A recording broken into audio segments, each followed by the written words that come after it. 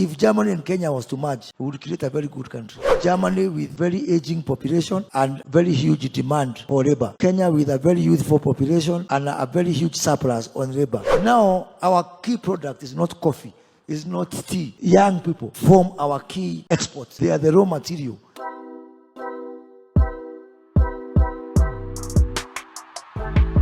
What's up, brothers and sisters? Thank you for always coming back to watch our videos. In this video, we watch a very sad video. We are saddened. And it's also making us feel angry. Because when we look at Africa, one thing that finishes Africa is brain drain. Brain drain is where our young people, brilliant minds, are being taken out of Africa to serve in other countries. So they go there and develop those countries whilst we remain underdeveloped.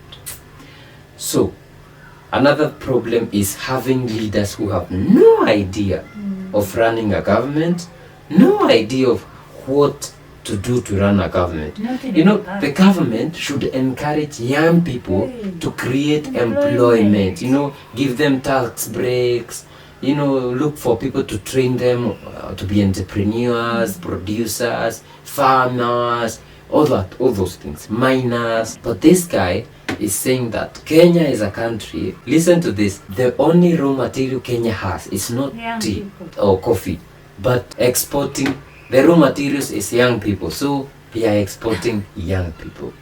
And he's very, you know, guys, watch this video and let us know what you think. Let us take one country in the global south, Kenya. You take a country in the global north, Germany. The pyramid of Germany and Kenya can create a square because they are exactly opposite. Germany with very aging population and very huge demand for labor. Kenya with a very youthful population and a very huge surplus on labor. And what we are trying to do in this globalization agenda, which we are undertaking as an all of government, is, and that's where the president is coming from with his labor migration policy. How do we fit in this pyramid? It is very interesting if we were to look at that work by Frederick Norman. You fit into, if Germany and Kenya was to merge, we would create a very good country. Because one country has got labor surplus and a youthful population. The other one has got labor deficit, high development, and aging population, fitting them in together. Because now our key product is not coffee, it's not tea. Yeah, I'm saying this as a former minister for trade. It's not coffee, it's not tea, it's not those things. It is your ministry. Young people form our key exports. You know, so how we prepare them. So they are the main driver for the domestic economy, and most important is they are the raw material that we need to export out there.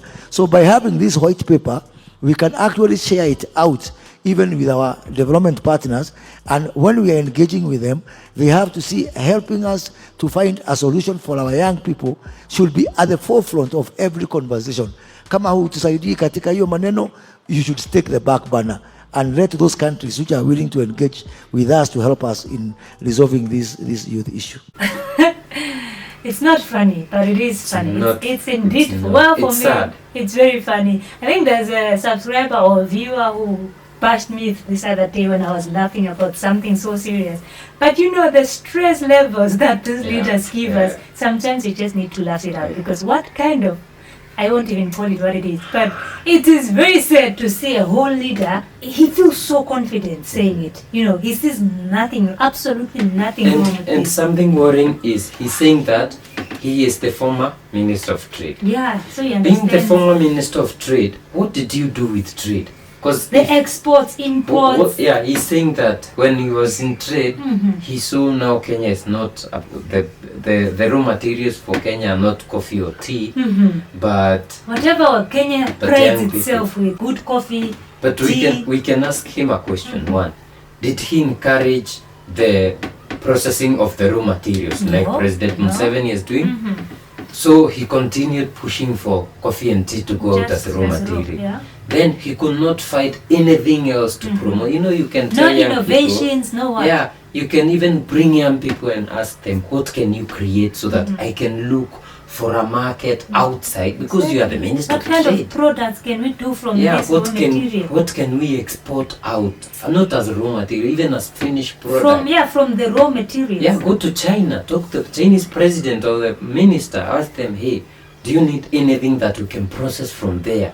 Or even if we don't have the capability, can you come and set a coffee processing factory in Kenya? That's why all of these young people. Yeah, we give them job work. locally. But now you want to export. Actually, he said he has gotten 200,000 jobs for Kenyan youths in Germany, remember? Yeah. And about 1,500 or something. How many were they? Those going to farm in Israel. Right. So guys, that is what is happening in Kenya today, and it's sad. And he's saying that Kenya and Germany should merge because these ones have a lot of young people. These ones The have whole generation. a lot of work. Yeah. So we merge. Kenya merges with Germany. So we do pyramid this. balance. This one gets labor. This one gets young people to work for them. What happens to those who are back at home? Some other leaders in the same countries are saying that the young people from Kenya should go work out so that they can set foreign money. And this foreign money will stabilize the dollar against the Kenyan shilling. It's lack of innovation and having people with no vision leading some of these sectors. No vision, no understanding of what is even going on. And he's talking to the Minister of Youth, and this guy cannot even say, hold it. We cannot do Yeah, that. this Let one us, is saying I was all of them are just in. They are like All of them seems to be agreeing with each other. No one is correcting the other. The Minister of Youth, the very same person who should be looking out for young people, trying to get innovative ways, is like, wow, this is the best, easiest solution. Take them out. Let them go to Germany. Yeah. We have always seen them begging for jobs. When they go for this UN, I don't know what, side meetings for most of our presidents. Employ our youth. Please give us jobs. Please give us aid. We even heard him talking about development aid, whatever, development donors, I don't know what. Very useless things that have never worked for Africa. They are also selling our land. Like we saw Gabon, I don't know what. British being given some many acres to do climate smart agriculture because we cannot do climate smart agriculture. Hey, So the very young people who are not employed, who are looking for jobs, they should be the ones leading our cultural sector, from there processing our raw materials and then giving out as finished products that are able to compete in the market. And Where are another we? problem we have is when you see young people from Africa innovating or inventing things, like you find a group of young people who have made a very beautiful invention which connects the brain to an arm. And those guys for years will only have that, showing that invention. Finally, it will be taken out by another because the government didn't even put money into that. Yeah. But good places like Germany, like the Germany is talking They about, see such a brilliant invention. they invest run in it. with it. Yeah? Talk about big companies like Audi or Mercedes-Benz. Those companies were not created by the government. Those companies were created by people, Young people. young people. So if you're telling me that we are waiting for the government to create jobs, as a leader, you know it's impossible. Government cannot create jobs. Hey. It's the people who create jobs. But why would we want the West to take us seriously? Yeah, leaders like After this. exposing ourselves like Yeah. this, after going to ask, beg for donor, give kids jobs, you have a whole country with minerals, you fail to create employment for those people. How can you be taken seriously? And that's where we can say we are learning a lot from maybe even Ibrahim Traore, who goes and encourages young people to create employment, to do things, to farm. And also, He invites investors to come to Burkina Faso. do you know what he was telling kids? He was telling kids that when I was growing up, they told us wheat cannot grow here. So our wheat comes from America, our wheat comes from France. But now we have already planted because there are some researchers in Burkina Faso who tried and it grew. So he's telling them, here, our researchers have found a new way of growing wheat. Grow wheat, sell, and you make a lot of money. Do this, they are giving them options, but they are not saying our government will plant. No, it's the people. Museveni, on the other hand, keeps encouraging the young people, doing operations with raw materials. calling out investors, local and Yeah, call these people to come and partner with the young people, come and work with the young people. Don't take out all of these brilliant minds to Europe. Yeah. Just And for the... if these guys continue like that, at one point, Kenya will only be give me, because you will not have nothing to show.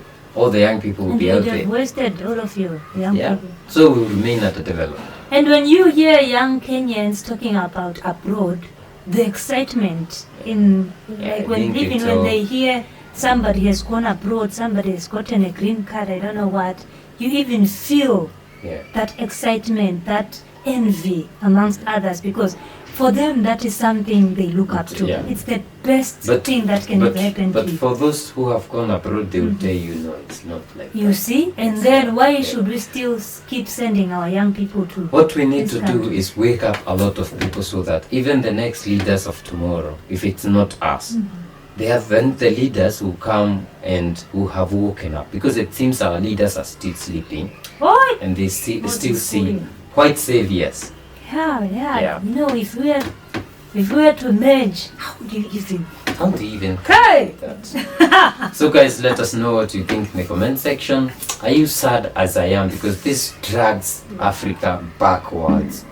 You know, some parts of Africa, West Africa, the Sahel is growing immensely. Beautiful. Then you have some part of East Africa is, Taking us back to colonization. but we think Tanzania is growing, Uganda is growing, Rwanda is growing, you know. Let Kenya sleep. We can't allow any African country. Let At them this sleep. point, Maponga says he sees an Africa that is rising, an Africa Yeah. that has been crucified for the longest time. It has been on the cross, and right now, it's resurrecting Do you know what and not happens? leaving anybody behind. Do you know what happens? Yeah. When the young people of these countries see that the other countries are growing, and the only thing that their leaders are doing is selling them out, It's just automatic. they will have to Yeah. do some They follow revolution and do the Burkina Mali, Niger, Yeah. Hopefully. anyway.